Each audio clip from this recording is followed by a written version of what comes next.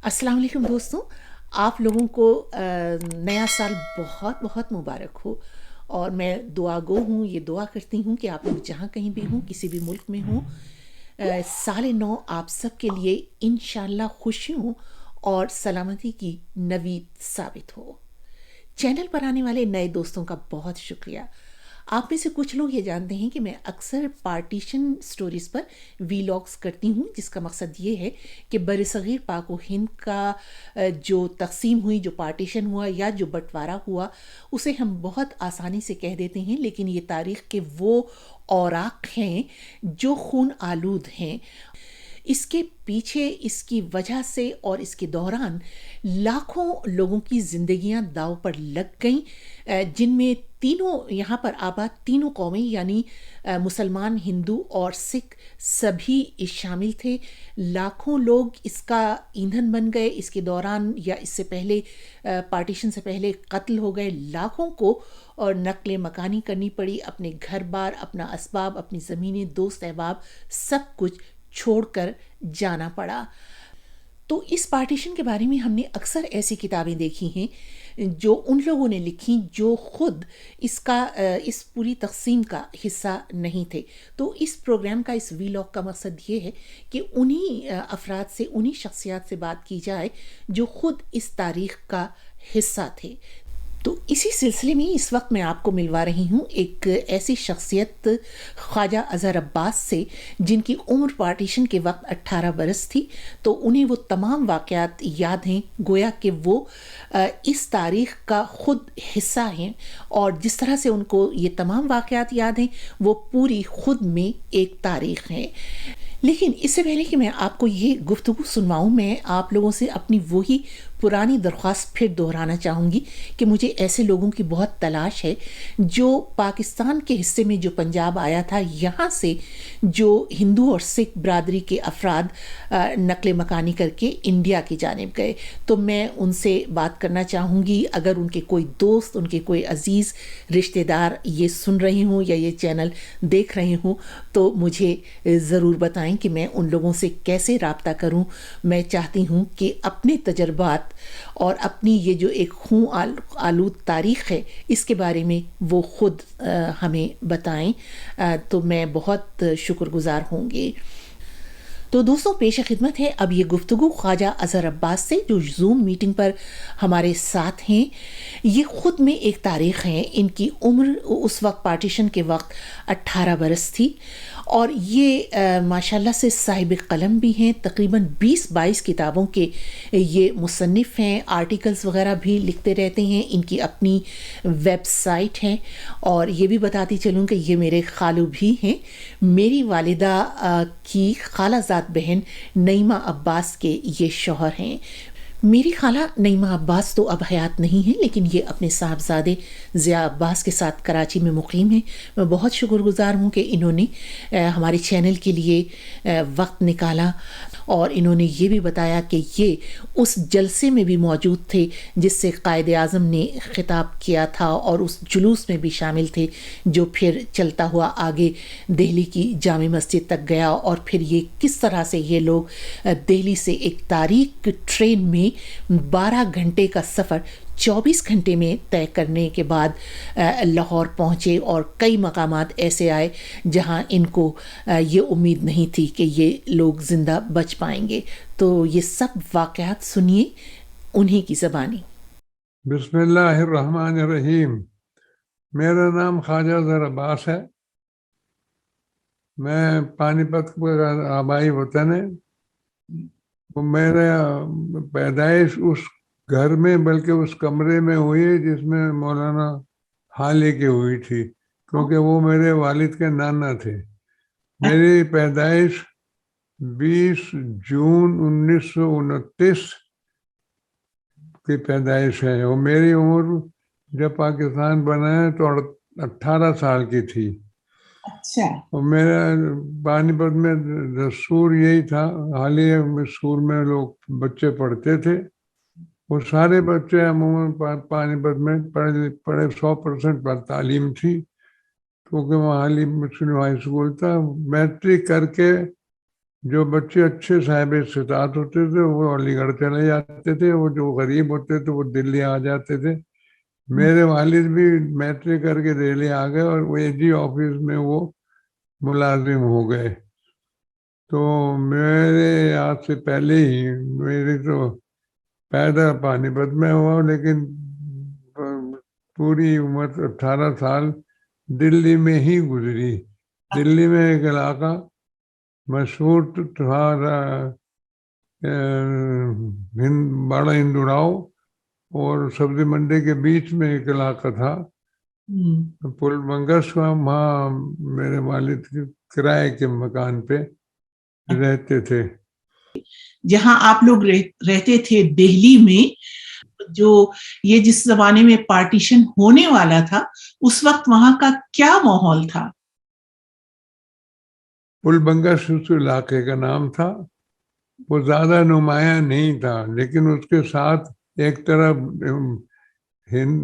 بڑا ہندوراؤ تھا اور دوسری طرف سبزی منڈی کا علاقہ تھا. دلی میں کی آبادی 11 لاکھ کی تھی جب پاکستان بنا ہے.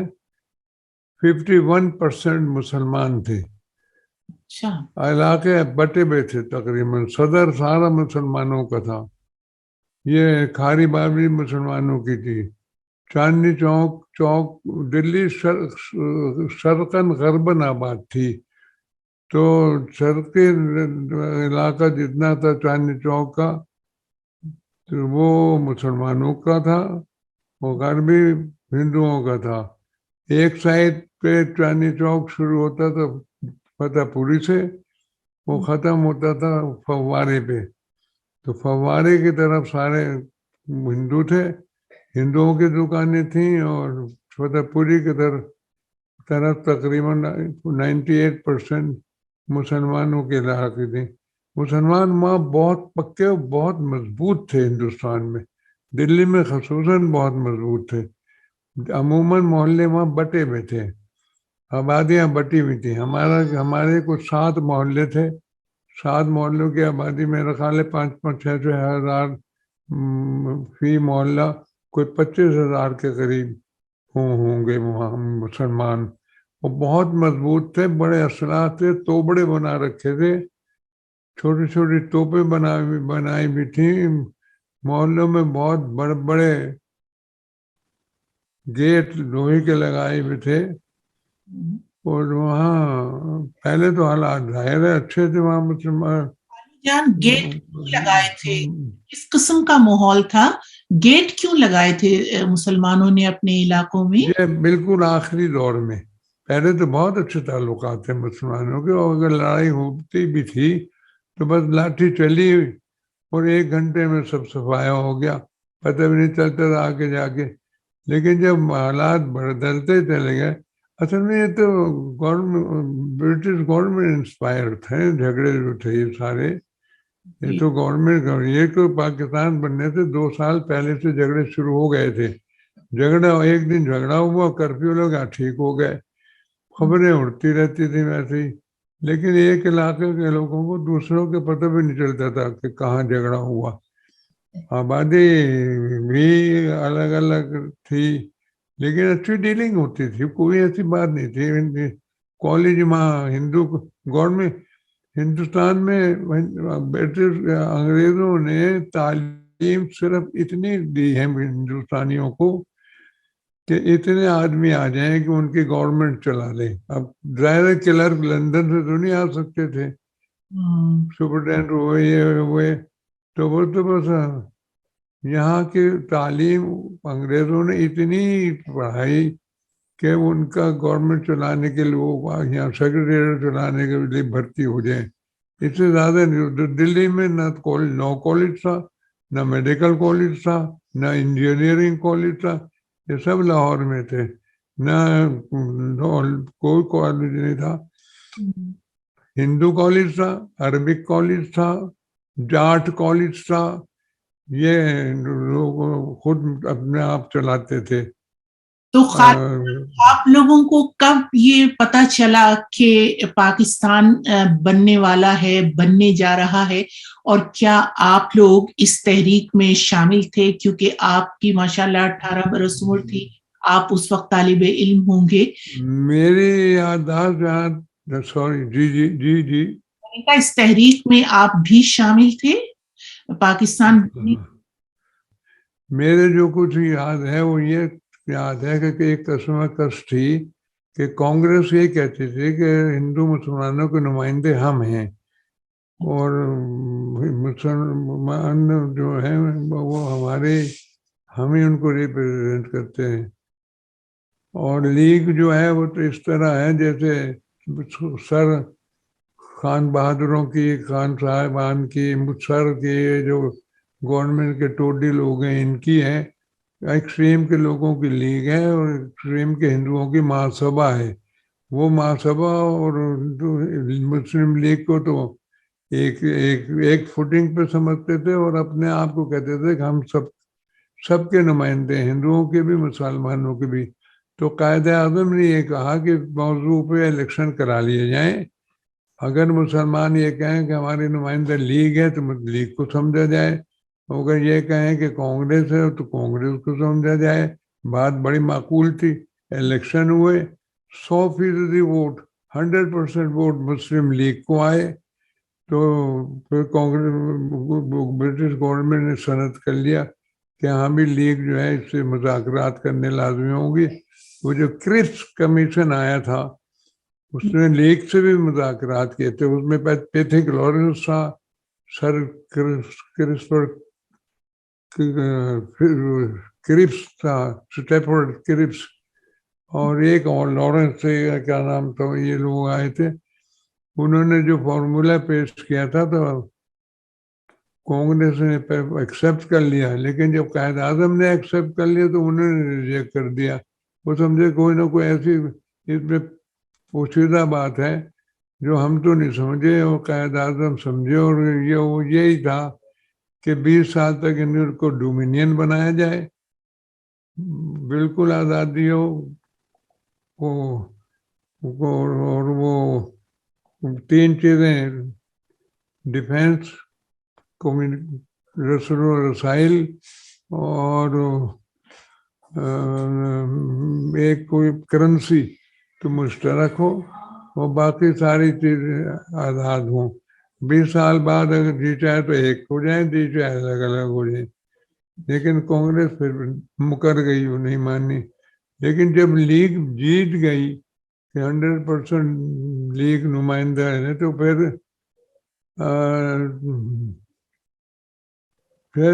جلسہ ہوا جامع مسجد کے سامنے، اردو پارک تھا، اردو باغ یا اردو پارک کہلاتا تھا. وہاں جلسہ ہوا، قائد اعظم کی تقریر ہوئی. دریا گنج کا علاقہ اس سے ساتھ ملا ہوا تھا. دریا گنج میں ڈان کا دفتر تھا. ڈان کے دفتر سے پھر قائد اعظم کا جلوس نکلا. تقریر میں تو قائد اعظم نے یہی کہا کہ جو لوگ کہتے ہیں کہ مسلم لیگ خان بہادروں کی اور سروں کی جماعت ہے، وہ آ کے دیکھیں یہاں کتنی پبلک ہے، کتنے ہزار آدمی بیٹھے ہیں، ان میں کتنے سر ہیں اور کتنے خان بہادر ہیں. لچے کا لفظ استعمال کیا. اردو بہت معمولی بولتے تھے. دارالخلافہ کرنا چاہا انہوں نے لیکن نہیں کہہ سکا، کیپٹل ہی کہا. یہ مجھے یاد ہے کہ میں چھٹی جماعت میں تھا تو میرے والد نے کہا کہ میں اپنے دفتر سے اٹھ کے آ جاؤں گا اور تم اپنے اسکول سے آ جانا. آ کے جامع مسجد کے سامنے 2 مزار تھے، ایک سرمت کا اور ایک ہرے بھرے کا. تو انہوں نے کہا میرے والد نے کہ تم ہرے بھرے کے مزار کے پاس بالکل آ کے اس سے بالکل قریب کھڑے ہو جانا، میں بھی وہیں آ جاؤں گا. تو وہاں سے پھر سامنے بالکل دھام اردو پارک، وہاں چلے گئے، قائد اعظم کی تقریر سنی. اس کے بعد جلوس نکلا ان کا. تو جلوس جو تھا وہ جامع مسجد، اور جامع مسجد کے پیچھے چاوڑی بازار کے پیچھے غالباً قاضی حوض، وہ پھر وہ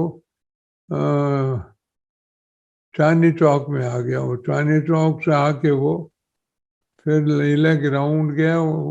وہاں پہ پرچم کشائی ہوئی. قائد اعظم نے کوئی 5-7 منٹ کی اردو میں تقریر کی. رومن پڑھتے تھے، اردو نہیں پڑھ سکتے تھے. برادران اسلام کہہ کے انہوں نے تقریر شروع کی اور پرچم کشائی کی. اس میں اوپر سے پھول پھر گرے. تو وہ آلو جان، میں تقریر، آپ کو اس تقریر کا کچھ لائنیں یاد ہیں جو انہوں نے تقریر کی؟ بس یہی کہا انہوں نے کہ ہماری بہت بڑی فتح ہوئی، ہم 100% اب جیتے ہیں، اور متحد رہو، اور کوئی امکان نہیں اس بات کا کہ ہم پاکستان نہ لینے پانا چاہیں. اگر اسی طرح شیشہ پیلا دیوار رہو گے تو انشاءاللہ بہت جلدی پاکستان حاصل ہو جائے گا. جو اصل کام، جو مشکل چیز تھی کہ مسلم لیگ کو سند کریں، وہ برٹش گورنمنٹ نے سند کر لیے. اب کسی قسم کی کوئی رکاوٹ ہے ہی نہیں. یہ تقریر میں اس طرح سے انہوں نے حوصلہ افزائی کی بڑی. تو خالو جان، جب آپ لوگوں نے جلوس نکالا اور آپ اس میں جلوس میں شامل تھے، کیا نعرے لگا رہے تھے آپ لوگ؟ کچھ یاد ہے؟ ہاں یاد ہے. قائد اعظم تیرا احسان ہے احسان، اور قائد ملت ہے محمد علی جناح، اسلامیوں کے ہاتھ میں تلوار ہے جناح، قائد اعظم زندہ باد. قائد اعظم پہ تو عاشق تھے لوگ، اس کو کوئی اندازہ نہیں ہو سکتا کہ جتنا لوگ جھوٹے جھوٹے قصے ان کی تعریف میں. حضرت معانی نے یہاں تک کہا کہ میں لندن گیا تو میں نے دیکھا قائد اعظم تہجد پڑھ رہے تھے. اور اس قسم کی باتیں جو بظاہر تو نہیں یقین آتا، لیکن اتنی تعریفیں کہ وہ بہت ہی. اور اب بھی یہاں بھی پرانے لوگ جتنے میرے بھائی عاشق تھے قائد اعظم کے. بننا تو خیر بہت اچھا ہوا، نہ ہوتا تو سول وار ہو کے الگ ہوتے، لیکن بننے کا مسلمانوں نے فائدہ نہیں اٹھایا. جو قائد اعظم کی عزت ہوتی، جو فائدہ کو یہ اٹھاتے، وہ واقع ہو پیسفل ہوں ہوتا پاکستان. ان سے پوچھتے تھے قائد اعظم سے، جو یہاں جو مسلمان رہ جائیں گے مائنورٹی میں، ان کی کیا سیکورٹی ہے؟ تو وہ یہ کہتے تھے کہ جتنے پاکستان کو مضبوط کرو گے اتنی ان کی سیکورٹی ہوگی. تو میں گیا تو میں نے ان کو سب کو دیکھ رکھا. گاندھی جی کو بھی دیکھا ہے میں نے، ابوالکلام کو دیکھا ہے، نہرو کو. یہ دفعہ نسر وسطہ یہ تھے بالکل بوگس آدمی تھے. لیگ میں تو آدمی ہی کوئی نہیں تھا سوائے قائد اعظم کے. جمہوریت تھی یقیناً، وہ کراتے تھے جمہوریت کام، ان کے آگے کوئی بولتا ہی نہیں تھا. رعب ان کا بہت تھا، ان کا رعب بہت تھا. اور وہ ظاہر بات ہے ٹیلنٹڈ جو تھے وہ تو کوئی کہہ نہیں سکتا. وہ تو وہاں کرپس کے مقابلے میں مقدمہ لڑتے تھے لندن میں. تو خالو جان، جب یہ اس طرح کی تحریک شروع ہو گئی اور یہ اندازہ ہو گیا آپ لوگوں کو، آپ کے والد کو، کہ اب پاکستان بنے گا، تو کیا پھر ماحول خراب ہونا شروع ہو گیا اور آپس میں جو ہیں فسادات وغیرہ شروع ہو گئے دہلی میں؟ شروع میں تو وقت ایک دن ہوا، 2 ہفتے گزر گئے، لیکن جب پاکستان بن گیا ہو یہاں سے شرنارتھی گئے تو ان کو گھروں کی ضرورت تھی. پھر گورنمنٹ سپانسرڈ ہوئے ہیں. وہ وہاں کے مسلمان پبلک کے ہاتھ آنے والے نہیں تھے. وہاں تو پھر فوج پیچھے کھڑی تھی. پٹیل ہوم منسٹر تھا، اچھا، ولبھ بھائی پٹیل ہوم منسٹر تھا. اس کی پالیسی تھی، کمشنر وہاں مسلمان تھے خورشید احمد، اور رندھاوا سکھ وہ ڈپٹی کمشنر تھا. اس کے بہت عزیز اقارب میں اور راولپنڈی میں قتل کیے تھے. وہ بھی دشمن ہی تھا ایک طرح کا. اصل میں مسلمان اور ہندو ایک تو ہو نہیں سکتے تھے. یہ جو ہندوؤں کی تھوڑی تھی ایک قوم ہے ایک قوم ہے ہم، قوم کے جو ڈیفینیشن ہے وہ مختلف تھی. لیگ کہتی تھی مسلمان الگ ایک قوم ہے. مسلمان جو ہے وہ قرآن کی روح سے تو یہی ہے کہ جو مسلمان ایک قوم ہے اور غیر قوم الگ ہے. اور ان کے ہاں بھی وجیا لکشمی پنڈت جو تھی اس نے سید حسین سے بیاہ کرنا چاہا، لیکن گاندھی مہاراج نے اور نہرو نے نہیں کرنے دیا اس کو. سید حسین بہت خوبصورت آدمی تھے، انہوں نے سید حسین کو سفیر بنا کے مصر بھیج دیا، اور وجے لکشمی پنڈت کو وہ بھی بہت خوبصورت تھی اس کو یونان میں بھیج دیا. تو گاندھی جی کا ایک بیٹا مسلمان ہو گیا تھا، ان کو جب تک چین نہیں آئی جب تک کہ وہ دوبارہ ہندو نہیں ہوگا. اچھا. تو یہ تو وہ ایک کھلی بات تھی. لباس الگ تھا، ہیروز الگ تھے، زبانیں الگ تھیں، کھانے الگ تھے، ایک دوسرے کے ساتھ ایک دو آدمی ہندو مسلمان کے نہیں کھاتا تھا، مسلمان ہندو کے نہیں کھاتا تھا. اچھا. لیکن یہ ہے کہ بظاہر کوئی ایسی چیز نہیں تھی. انگریز کا دور بہت اچھا دور تھا، بہت پرامن دور تھا. بس ایک ضلع میں 4 افسر ہوتے تھے، D C, superintendent, civil surgeon اور سیشن جج. 4 انگریز ہوتے تھے، باقی سارے ہندو. انہوں نے اتنا ہی پڑھایا کہ اتنے ان کو میٹیریل یہاں سے لوگ مل سکیں. پورے ضلع کو 4 آدمی سنبھالتے تھے، 4 انگریز. مطلب جو اعلیٰ اہلکار تھے وہ خود انگریز تھے، باقی جو نیچے کا عملہ ہوتا تھا وہ سارا وہ دیسی ہوتا تھا، اردو یہی ہندوستانی. انہوں نے تعلیم اتنی دی. اچھا. تو زیادہ تعلیم دی نہیں. آپ لوگوں نے، آپ کے والد نے کب یہ طے کیا کہ آپ لوگوں کو پاکستان جانا ہے، اور کیا آپ کے پورے سب جو عزیز ہیں، آپ کا پورا خاندان ہے، ان سب لوگوں نے ایک ساتھ طے کیا یا ہاں بس جب پاکستان بننے کا فیصلہ ہو گیا تو بس سب نے یہی کہا کہ اس وقت پاکستان جانا ہے. جو 2-4 آدمیوں نے کیا بھی تو انہوں نے وہاں ان کو ایکسیپٹ نہیں کیا. ایک میرے عزیز تھے، انہوں نے کیا، وہ دفتر گئے اے جی آفس، تو ان کے علاوہ کوئی تھا ہی نہیں مسلمان. وہ ہندو تھے، ہندوؤں نے ان کو گالیاں والیاں پاکستان کو گالیاں دی. تو انہوں نے کہا پاکستان کی تو نہ ماں نہ بہن، پہ انہوں نے کہا پاکستان جانے والے کی ماں بہن کو. اس لیے پھر انہوں نے بھی پاکستان کے ارادے کر لیا. تو ایک دفعہ جو لیکن یہ پتہ نہیں تھا اس زمانے میں اپنے اپنے گھر چھوڑنے پڑیں گے.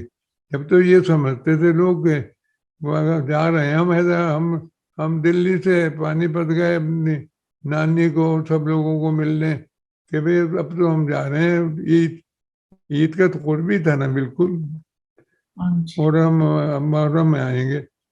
یہ پتہ ہی نہیں تھا. قائداعظم نے اپنی کوٹھی وہاں موجود رکھی اسی مارے. سب ہر شخص یہ سمجھتا تھا کہ آنا جانا تو رہے گا، بس یہ ہے کہ وہاں چلے گئے، وہ یہاں آ گئے.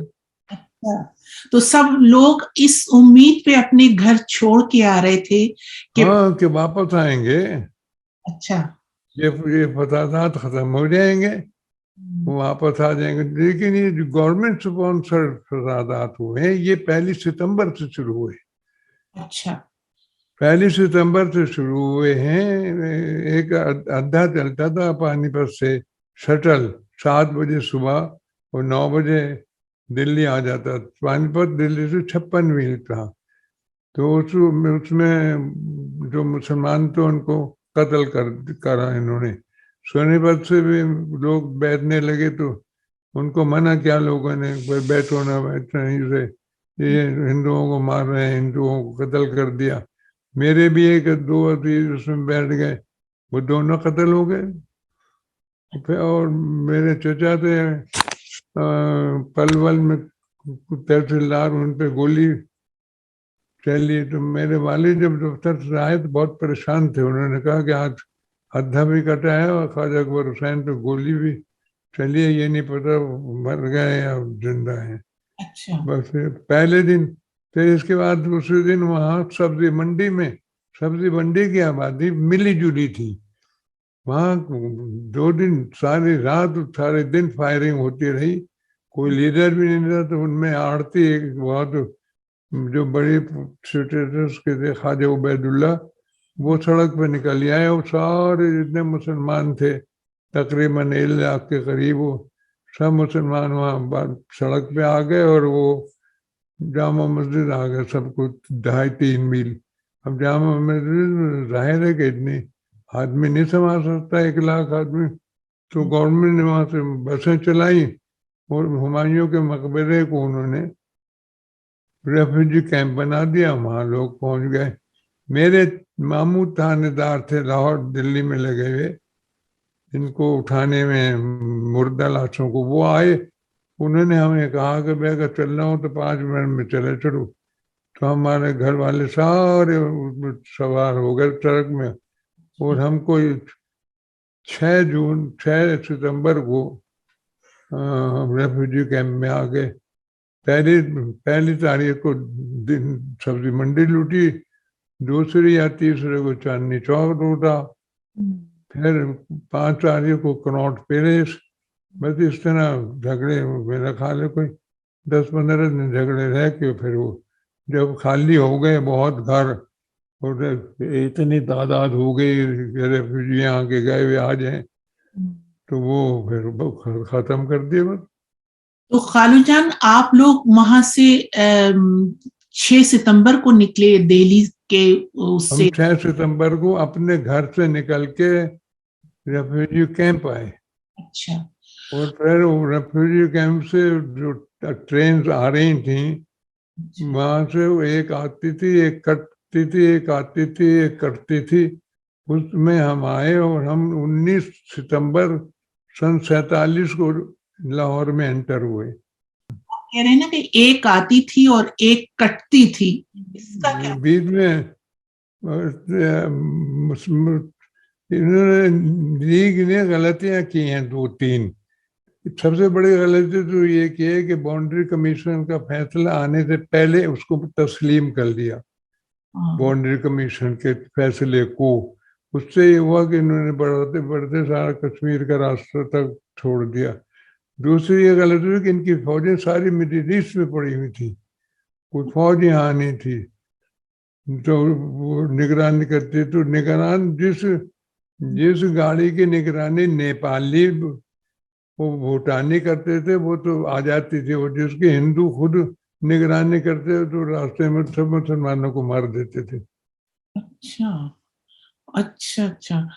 تو پھر خالو جان پھر آپ لوگ جب اپنے گھر سے نکلے تو کچھ سامان وغیرہ لا سکے؟ بالکل نہیں, بالکل نہیں. 3 راتیں ایسے گزارنے یہ خیال تھا کہ صبح ہونی ہی نہیں, رات کو ہی مار دیں گے, قتل کر دیں گے, حملے کر دیں گے. راتوں ساری رات نعرے لگتے تھے اللہ اکبر کے, اور ہندوؤں کی طرف سے ان کے اپنے.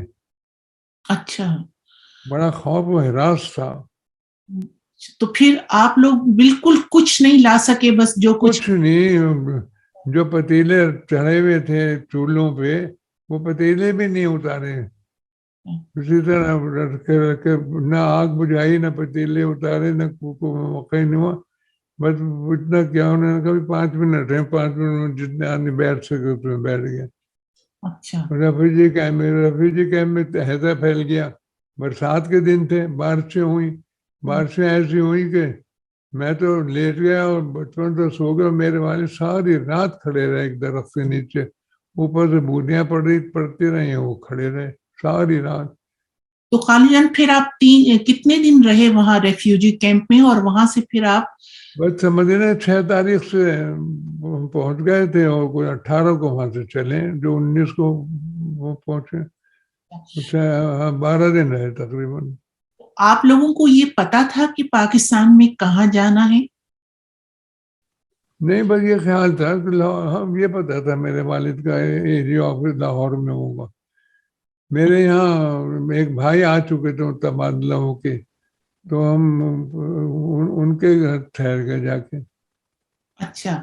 تو جس ٹرین میں آپ لوگ چلے اس کی تو یقیناً جو وہ ہے اس کی جو وہ حفاظت پر معمور ہوں گے بھوٹانی اور نیپالی وغیرہ، ورنہ تو آپ لوگ بھی شاید زندہ نہ پہنچ سکتے. ہاں ممکن ہے، میں کہہ نہیں سکتا ان کو میں کون تھا، لیکن سارے راستہ تو 12 گھنٹے کا تھا، ایک 24 یا 36 گھنٹے میں پہنچے.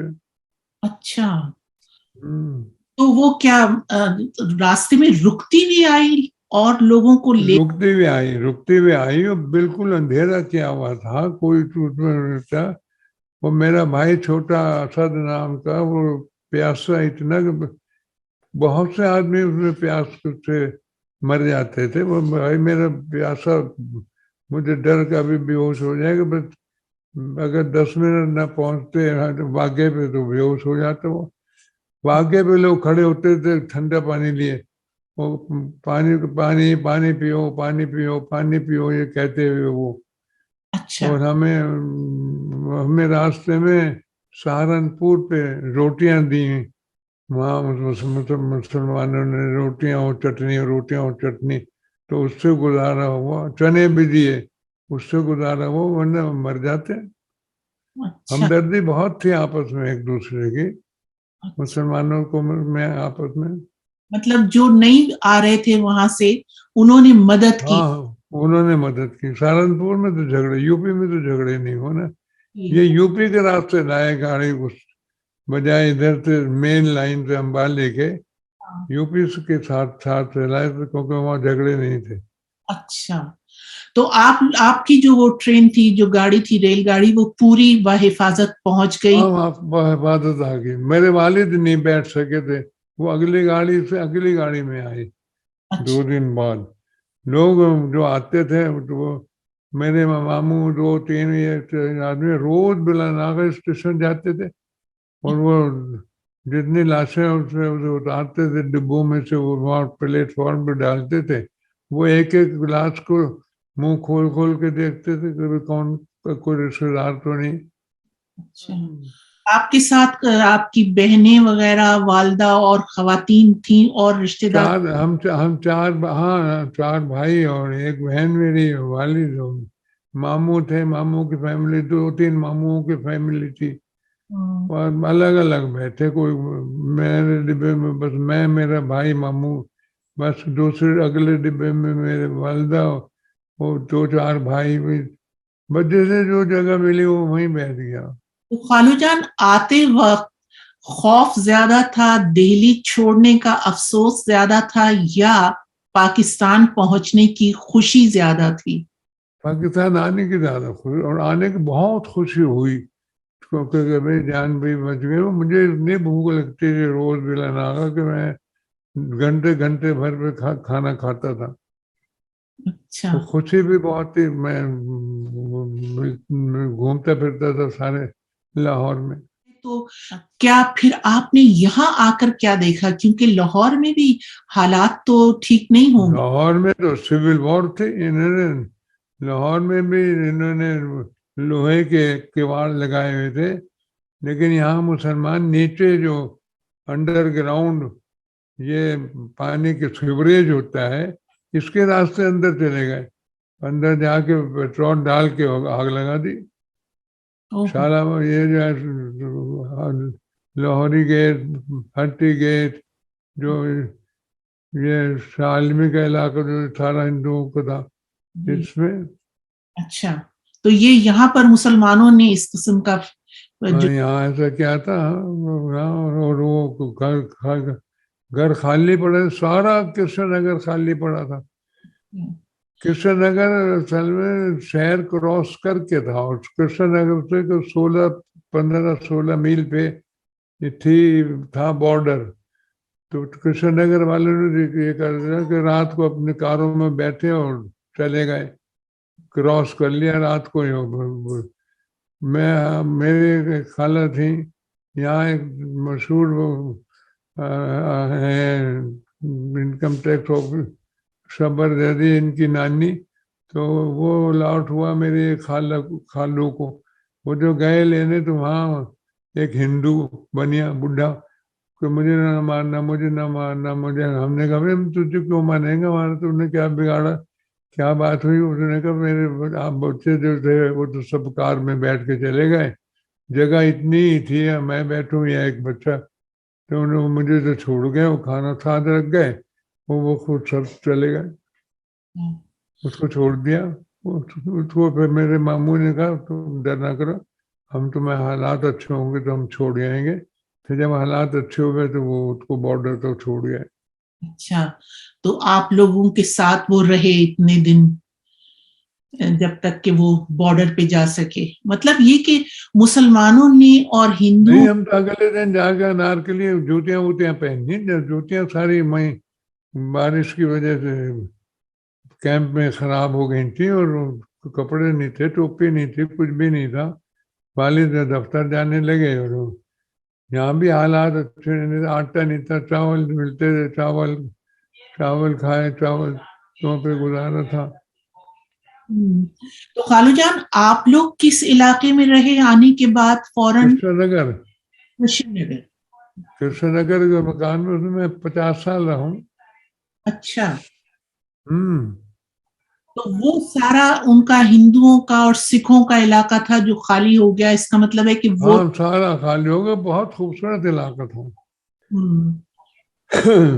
ہم لوگوں کو جانا پڑا وہاں پر. تو یہی ہے نا کہ خالو جان یہاں پر پڑھایا جاتا ہے کہ جی ہندوؤں اور سکھوں نے مسلمانوں کو مارا, یہ کوئی نہیں بتاتے کہ مسلمانوں نے بھی مارا انہیں. نہیں, سب برابر درندے تھے, ایسے مسلمان ایسے ہندو, مطلب بالکل درندگی کی حالت تھی. ان کو سنانے بیٹھے تو گھنٹوں گزر جائے وہ ختم نہ ہو. خیر میں تو اب میرے پہ تو خود گزری ہیں ساری چیزیں, اور بڑے خوف, ایسے خوف کے حالات تھے. دیکھیں نا, موت سب کو آنی ہے برحق ہے, لیکن موت سامنے ہو پھر نہ آئے بڑا تکلیف دہ امر ہوتا ہے. اس وقت یہ معلوم ہو رہا تھا کہ یہ بہن بیٹھی, کیا پتہ اس کو پہلے مارے یا مجھے, یہ ماں بیٹھی اس کو پہلے مارے, یہ باپ بیٹھا, مرد گلے لگ کے رو رہے تھے, ایک دوسرے سے روتے تھے. جو اگلا محلہ ہوتا تھا ٹارگیٹ, جب سبزی منڈی ٹوٹ گئی تو ہمارا محلہ ٹارگیٹ تھا, اگلا محلہ. تو یہ حالت تھی وہاں کہ لوگ رو رہے تھے. میں بھی ایک ڈنڈے لیے ہوئے تھا. خالو جان یہ میں اس لیے کہہ رہی ہوں کہ دیکھیے جو ہم لوگوں نے اپنے اسکول میں اور کالج میں جو تاریخ پڑھی, اس میں جو بہت ایمفیسائز کیا گیا وہ یہ کہ جی یہ پہلا ملک ہے جو ٹیبل ٹاکس پہ بنا. کوئی یہ ذکر نہیں کرتا کہ لاکھوں لوگ اس کا ایندھن بن گئے اس پارٹیشن کا, اور 10 لاکھ آدمی تو مرا ہے. آپ کے حساب سے کتنے لوگ مرے ہوں گے مسلمان اور ہندو؟ 5 لاکھ مسلمان, 5 لاکھ ہندو, یہی عموماً کہتے ہیں. اچھا, میں نے خود دیکھا اپنے آنکھوں کے آگے ہندوؤں کو, مسلمانوں کو ہندوؤں کو مارتے ہوئے. ایک آدمی شہید نام کرتا ہمارے محلے میں, چاقو مارتا تھا, وہ تو پیچھے سے آیا اور چاقو مار دیا. دلی کلوتھ ہاؤس تھا ہمارے بالکل قریب میں, وہاں وہ ہمارا محلہ اس کے راستے میں پڑتا تھا. تو یہ دلی کلوتھ ہاؤس والے اکٹھے 10-20 ہو کے گزرتے تھے. کوئی ایک گزرا اور اس نے شہید نے چاقو مار دیتا تھا. تو خالو جان یہ بتائیے کہ پھر لاہور میں کتنے عرصے کے بعد حالات پھر سنبھلنے شروع ہوئے؟ جب ہم آئے تو یہاں کرفیو لگتا تھا 11 بجے سے 3 بجے تک. بس پھر ایسا ایسا حالات سنبھلنے لگے, لوگوں کو گھر الاٹ ہونے لگے, لوگ اپنے گھروں میں آباد ہونے لگے. ہم جب آئے تو تقریباً خالی ہو چکا تھا, ہندو کوئی تھا نہیں یہاں. اچھا, ستمبر ہی میں سب ہندو جا چکے تھے. اچھا, تو پھر اور آپ کے والد آ کر ملازم بھی فوراً ہو گئے, تو اس لیے آپ لوگوں کے لیے؟ نہیں, وہ تو جو لوگ وہاں سے آئے تھے انہوں نے اپنی اپنی سیٹیں سنبھال لی. اچھا, میرے والد آڈیٹر تھے, جو اے جی آفس تھا خیمہ سادات جو ہے ایڈورڈ روڈ پہ, اس پہ وہاں جانے لگے بس اپنے دفتر. تنخواہیں ملی پہلی تاریخ کو سب کو. اچھا, ہم اس پہ گزارے وہ. اچھا، تو گویا کہ آپ لوگوں کو یہاں آ کر کوئی ایسی مالی مشکلات کا نہیں مان لی کوئی نہیں مان لی کوئی نہیں. یہ تو ان کو ابھی بینک نے بہت پیسے دیا. نظام حیدرآباد نے 20 کروڑ روپے دیے تھے. گاندھی نے میر لائق علی نے جو کتاب لکھی ہے جو ٹریجڈی آف حیدرآباد اس میں لکھا یہ کہ گاندھی نے شکایت کی کہ وہ نظام حیدرآباد نے 20 کروڑ روپے دیے. تو وہ میر لائق علی آئے وہ یہاں زیارت گئے جہاں قائد اعظم تھے. وہ خفیہ طور پہ آئے. وہ قائد اعظم نے ان کے 20 کروڑ روپے واپس کرا دیے. تو کیا یہ ہونا چاہیے تھا پہلے سے کہ جو نقل مکانی ہونی تھی یو پی سے جو لوگ اور دہلی سے جو اس طرف آ رہے تھے یا جو امبالہ وغیرہ سے یا ادھر سے پاکستان سے جو ہندو اور سکھوں کو جانا پڑا ہے تو ان کے لیے ان کی حفاظت کے لیے پہلے سے کوئی فوجی دستے وغیرہ معمور ہونے چاہیے تھے؟ ہاں یہ اسٹیج بائی اسٹیج دینی چاہیے تھی آزادی ان کو انگریزوں کو. انگریز یہاں اپنی کالونی چھوڑ کے گیا اسی طرح چھوڑ کے گیا ہے کہ جڑے رہے ہم ہوا. ورنہ تو یہ تھا کہ وہ اسٹیج بائی اسٹیج چھوڑنا ہوتا. اور پہلے سے ان کو بھی لیگ والوں کو ماننا نہیں چاہیے تھا.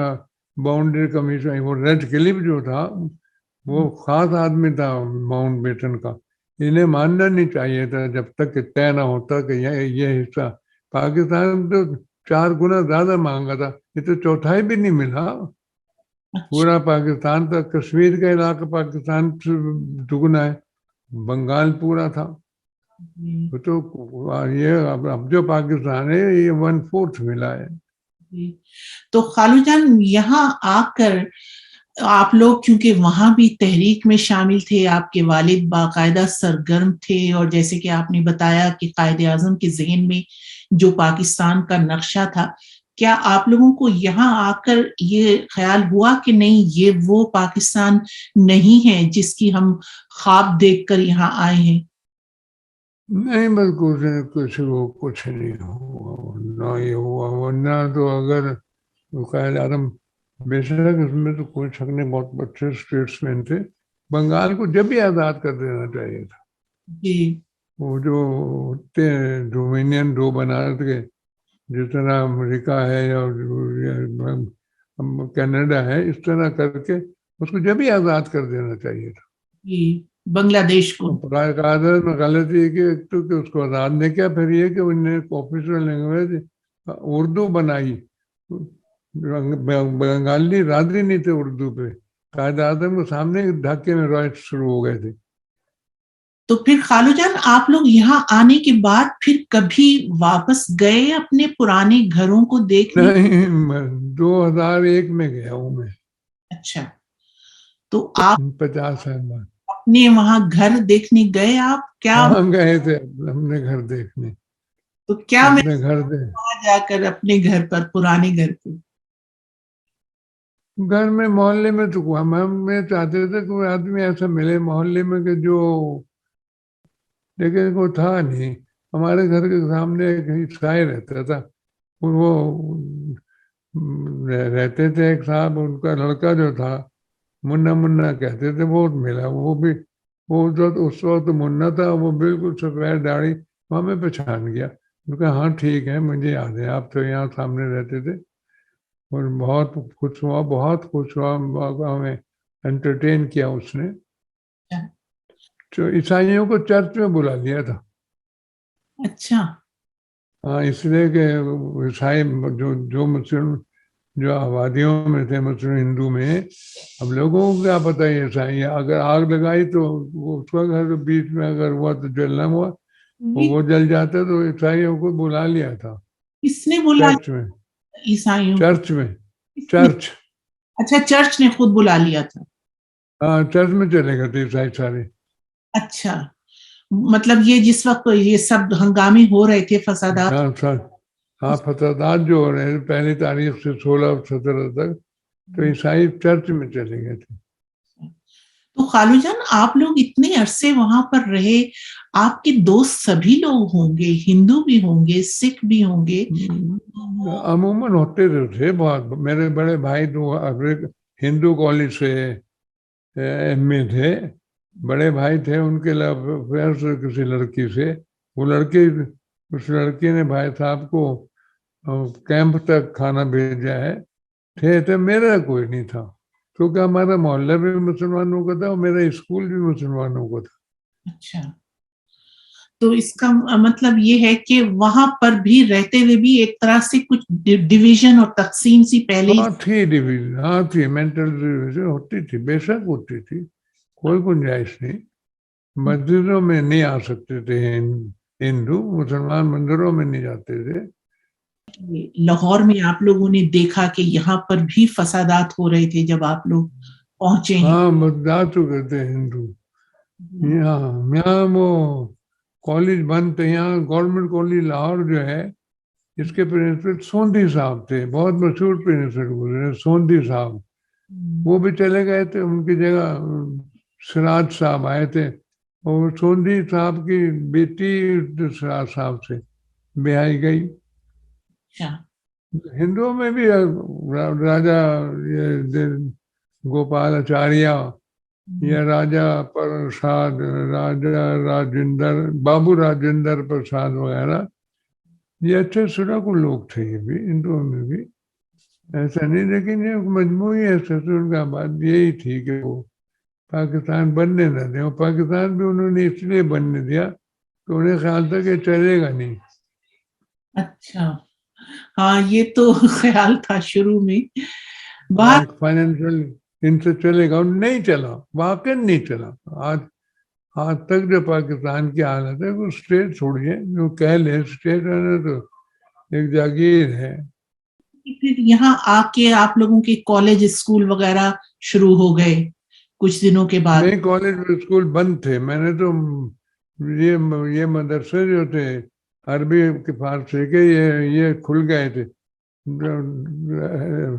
امرتسر میں ایک وہ تو جامعہ اشرفیہ, وہ کھل گیا تھا. یہاں یہاں انارکلی میں تھا. میں نے وہاں داخلہ لے لیا. میں نے مولوی فاضل کیا, منشی فاضل کیا, یہ ساری ڈگریاں مولویوں کی جتنی تھی سب لی. پھر میں نے ایم اے انگلش کیا گورنمنٹ کالج سے. اچھا 58 میں. اچھا, ایسے بہت کم لوگ ہیں جنہوں نے خود آنکھوں سے دیکھا اور جن پہ خود گزری. اور نہیں, میں نے تو ساری باتیں اپنی آنکھوں سے دیکھی ہیں. سارے رات جاگتے رہتے تھے.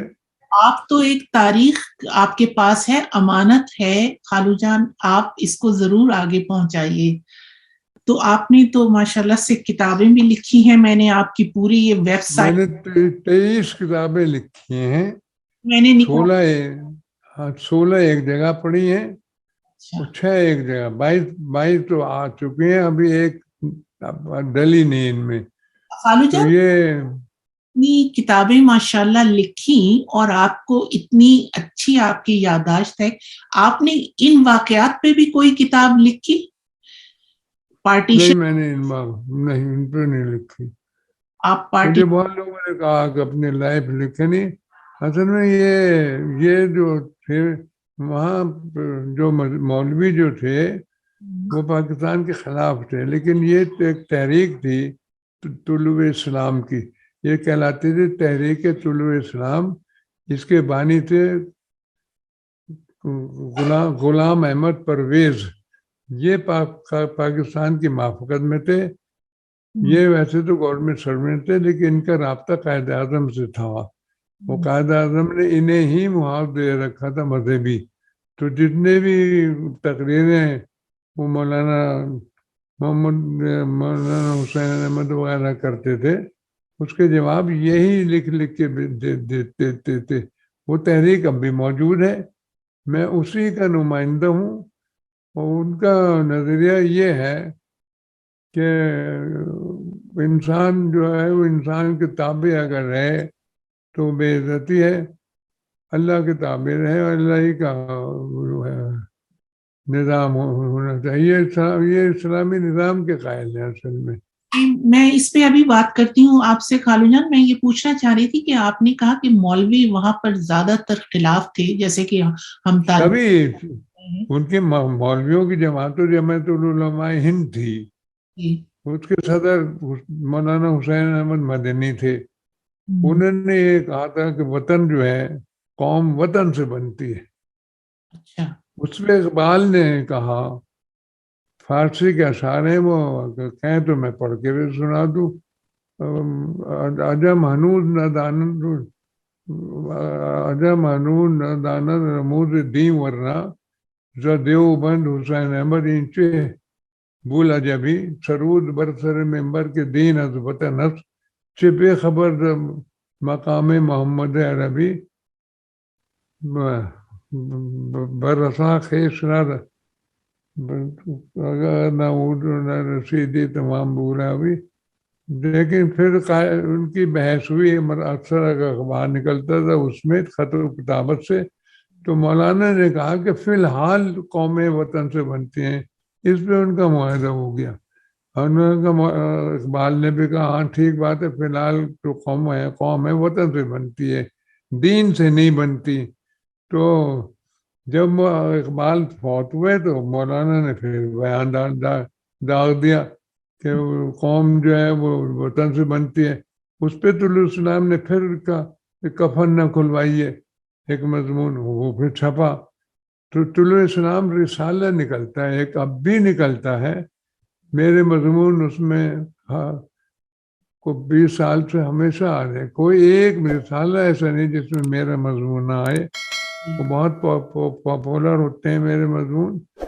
میں اب کچھ 2-4 کے انگریزی میں بھی کرا رہا ہوں ترجمے. تو میری ویب سائٹ ضرور دیکھیں.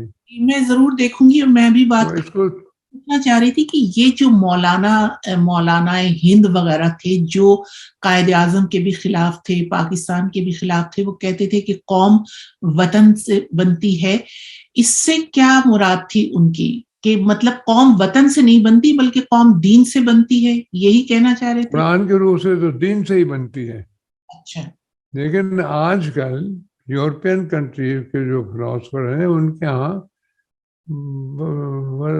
قوم جو ہے وہ وطن سے بنتی ہے. جرمن نے حدود کھینچ لی اپنی اور انہوں نے کہا بھی ہم ایک قوم ہیں. اس سے جنگیں دو جنگیں جو ہوئی ہیں یہ اس نظریے کی وجہ سے ہوئی ہیں. لیکن ان میں تیسری ایک بہت پوزیشن تھی کی جماعت اسلامی کے ابو العالی مودودی کی. ان کا نظریہ یہ تھا کہ یہی ہندوؤں کو مسلمان کرو, کیونکہ تبلیغ بہت ہو رہی تھی. اچھا. یہ جو مطلب یہ کہ ان کا مولانا مودودی صاحب کا یہ کہنا تھا کہ نظریہ یہ تھا کہ اسلام چونکہ یہاں بہت پھیلا ہے, اسی طرح پھیلاتے رہیں تو پورے مسلمان ہو جائیں گے. یہی اور اگر یہ کریں گے اب تقسیم کریں گے تو نہیں ہوگا. اچھا. ہاں سبھی کہتے ہیں کہ یہ سب جو مولوی حضرات تھے یہ خلاف ہاں تھے. مولوی تو سب خلاف تھے پاکستان کے. اچھا اصفہانی نے, ابو الحسن اصفہانی نے لکھا کہ انہوں نے 60,000 روپے مانگے تھے قائد اعظم سے. انہوں نے کہا میرے پاس پیسے نہیں ہے, میرے پاس تو ایک کلرک اور ایک ٹائپ رائٹر, تو میں تو نہیں دے سکتا. تو یہ خلاف ہو گئے. اب پتہ نہیں یہ صحیح ہے یا غلط ہے. بیسیکلی قائد اعظم جو تھے وہ پولیٹیکل آدمی نہیں تھے. بیسیکلی قائد اعظم قانون داں تھے. قانون ان کی رگ میں بسا بتاؤ. یہ تو حالات میں انہوں نے وہ بنا دیا. تو آپ کو لگتا ہے خالو جان کہ قائد اعظم اگر ذرا زیادہ زندہ رہتے تو آج پاکستان بہت مختلف ہوتا؟ ہاں بالکل یقیناً. تو مسلمانوں کی مصیبت یہ ہے کہ ان کے لیڈر ہی نہیں پیدا ہوتا, اور ہوتا ہے تو مر جاتا ہے.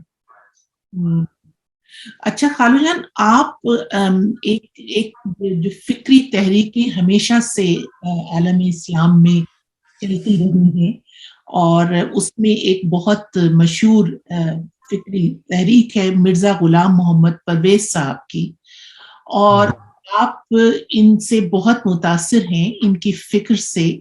تو مجھے یہ بتائیے کہ آپ کیا ایسی ہے فکر میں, کون سی ایسی بات ہے جو آپ اس سے بہت متاثر ہوئے؟ یہ قرآن کو بطور کانسٹیٹیوشن ضابطۂ حیات ضابطۂ زندگی کے چلانا چاہتے ہیں. قرآن میں کوئی گنجائش ہی نہیں ہے کچھ آدمی کو قرآن مانے. مسلمان ہمیشہ غالب رہے گا. جو قوم مغلوب ہو وہ مسلمان ہے ہی نہیں قرآن کے روح سے.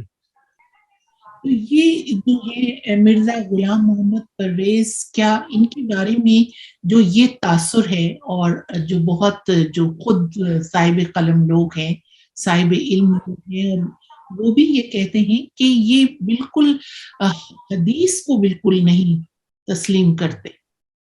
اچھا، آپ اس بات کو بہت واضح میں کرتا ہوں، وہ بہت غور سے آپ سنیں. ایک تو حدیث کو ماننا ہے، چلے یہ حدیث ہے ہم بھی مانتے ہیں. مولوی 1300 سال سے سنی شیعہ جتنے بھی ہیں یہ سارے یہ حدیث کو وہی مانتے ہیں قرآن جیسی. تو علیہ السلام وہی نہیں مانتا، کیونکہ یہ بالمعنی نقل ہوئے، باللفظ نہیں ہوئی ہے. حدیث کا طریقہ ہے کہ رسول اللہ نے کوئی بات کہی، ایک راوی نے ان کی بات کو اپنے الفاظ میں بیان کر دیا، اگلے راوی نے اس راوی کی بات کو اپنے الفاظ میں بیان کیا. یہ لفظ بدلتے چلے آئے، یہ وہی کیسے ہو جائیں گے؟ اچھا، یہ مولوی یہ کہتے ہیں کہ حدیث ایسے ہی وہی ہے جیسے قرآن وہی ہے.